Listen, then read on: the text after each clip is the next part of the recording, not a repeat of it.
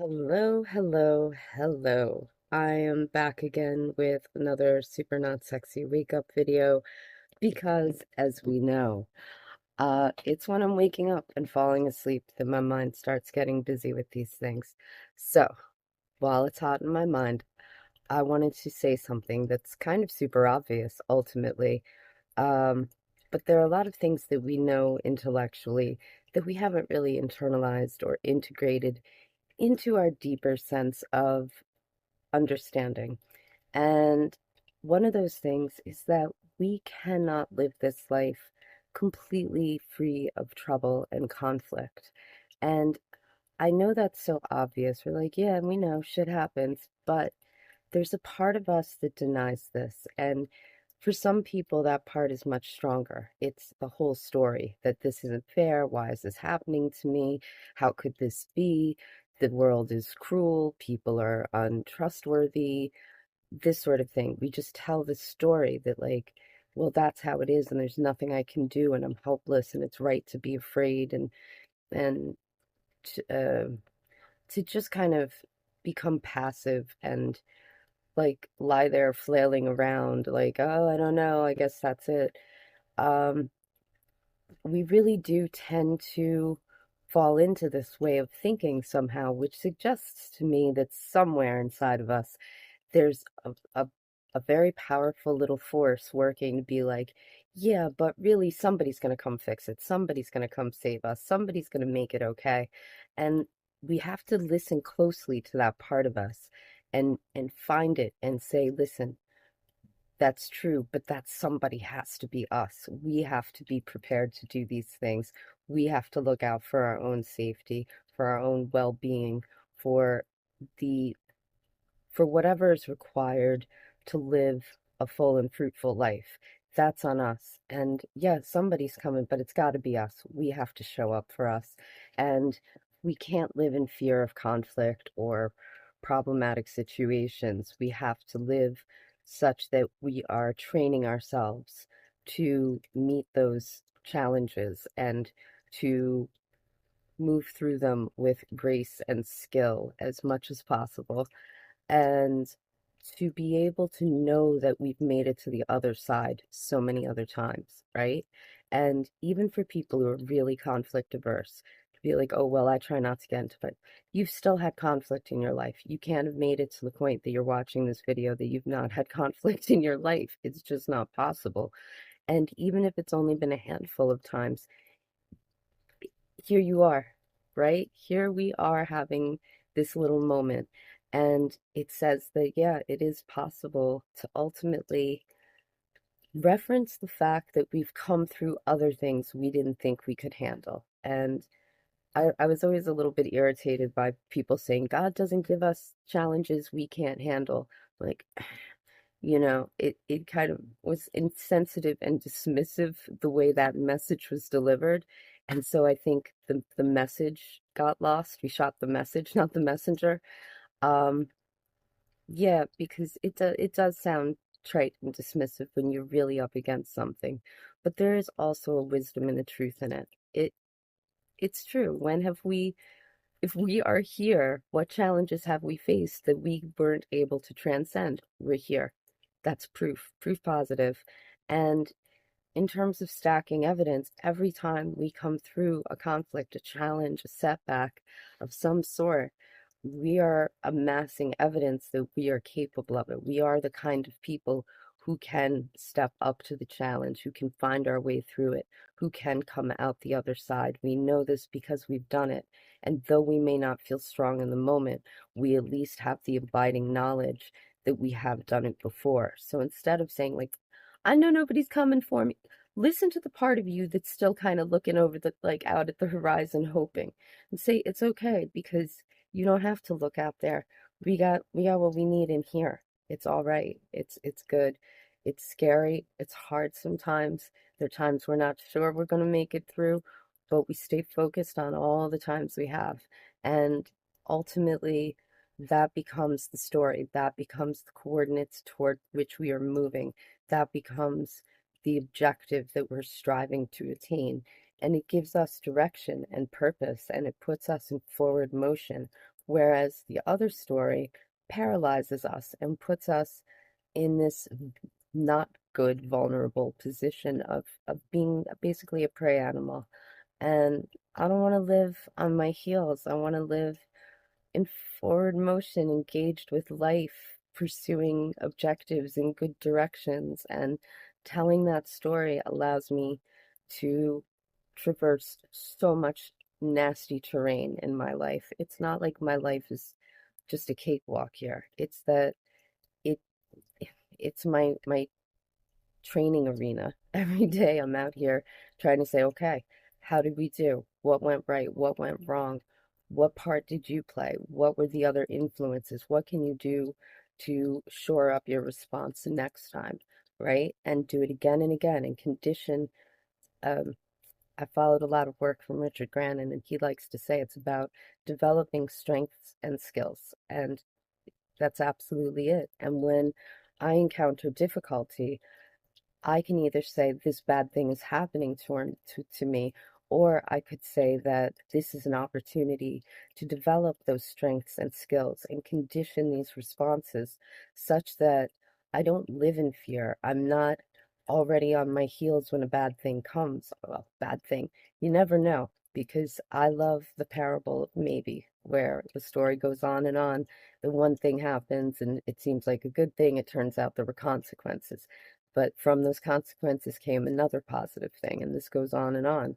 And I think that's life. Life is such. We don't know what the good and the bad are. So let's say the desirable or pleasant experiences versus the less desirable, less pleasant experiences. When I encounter the latter, I just see it as an opportunity to build strength. I'm like, I'm either in the ring training or I'm out on the street living my life. And when things are going the way I'd like them to, that's my daily life. That's my everything else I'm doing.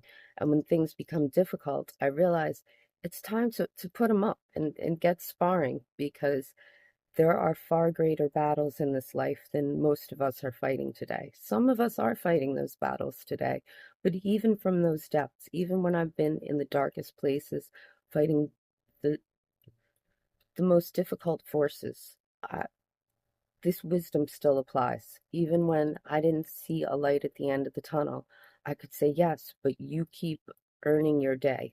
You earn your day by surviving this one. You build something for tomorrow and you go there. And you do this again and again. And that may be the only victory you can ever have in this scenario, but you do it, and you do it with intention and dignity. And you make it such that, shy of being bound, hobbled, otherwise incapacitated, no one can really take that from you. And in most cases, we're not bound or hobbled or incapacitated physically. It's what goes on in the head, the heart, the spirit. It that's what hobbles us. And if we can change that, we can become indomitable ultimately. It's whether or not we allow our circumstances to dominate us and dictate to us how we must respond, or if we take that responsibility upon ourselves and give ourselves the power and freedom to choose how we respond. And that doesn't happen overnight. Lifetime of conditioning doesn't turn on a dime. That's like trying to hit the brakes on an oil tanker and expecting it to come to a dead stop. Too much momentum. But there are things we can do to change the way we respond. Our conditioned patterns can be changed. They were conditioned in, they can be conditioned out, and they can be reconditioned. And a lot of that has to do with setting the frame and understanding that we're okay. Like, we don't need anyone to come save us. We are here and we are capable, and we are the kinds of people who have overcome challenges and conflicts in the past. And we are, most of us, tremendously blessed to only be dealing with the least of what life can dish out, as big and painful as it is in the moment, in our own real experience. It's not on the scale of what so many people do face. And again, from that place, the choices are still the same. The direction is still the same. But I say, for people who aren't dealing with genocide and famine and these things, remember how much we have. And again, count your blessings.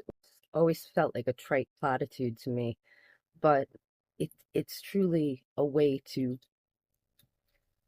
peace, clarity, insight, wisdom. It counting our blessings is so important because it's like taking inventory of our arsenal. You're out there doing battle against the forces of entropy and wickedness and all of the dark, howling chaos that exists below the surface. And in being able to inventory the arsenal, we have a sense of preparedness and we have an awareness of where we are not prepared and where we need to bolster our defenses. And we get to review our battle plans and say, how am I approaching this? When I walk out on that field, what am I bringing to it? And to be able to evaluate that, we have the luxury of doing this. It seems almost disrespectful to people who are really trying to survive moment to moment, be it from starvation or the hazards of migrating to a different country where perhaps you're not welcome, or surviving death from above in a war zone, or, right? They don't have the luxury of doing this. And it seems disrespectful to them that we don't take the time to reflect and do better with what we are granted, such that we can make our little piece of the world that much better, such that with any luck and with some true effort, we can create these pockets of light and decency and spread it outward. And I grew up during the Cold War, and that was the whole battle as far as I understood it. It was the forces of oppression and tyranny versus the forces of liberty and individual potential. And I'm glad we're not in the Cold War anymore. It's not fun, like waiting for the nukes to come flying in while the teacher tells you to get under your desk for no good reason, except I guess maybe they'd be able to count the bodies easier, right? But yeah, it was about when people talked about spreading democracy, we talked about creating places where people aren't suffering the greatest horrors, where people are free to build something greater. And we have that. We have that opportunity. And it feels, again, just disrespectful to squander that by telling stories that things are worse than they are. And this is not a condemnation. I'm not saying there's anything. If you do that, you're not a bad person, right? We all do this. This is a human reflex. We look for what's wrong because that allows us to survive. But much of our survival is provided for now. And I think that we deserve to flourish and thrive and live fruitful and fulfilling lives. And so these are some of the strategies, tactics I've used to approach these things. And yeah, you'll find me some days on my side just twitching. I can't. I'm not always in top form, but I'm actually very rarely far from it anymore because practicing this over and over and over again, coming to it anew every day, saying, okay, I gotta dust myself off and get up no matter what the challenge is, to figure out how I do that. And thankfully, there are so many things I have not had to actually contend with in that way. But I've been in some pretty dark places and I've dealt with some pretty rough stuff. And even there, even there, this can shine its light. Light shines into any darkness. And this is the little bit of light I've got to share. So, all right, there it is. Till the next one. Thanks. Bye bye.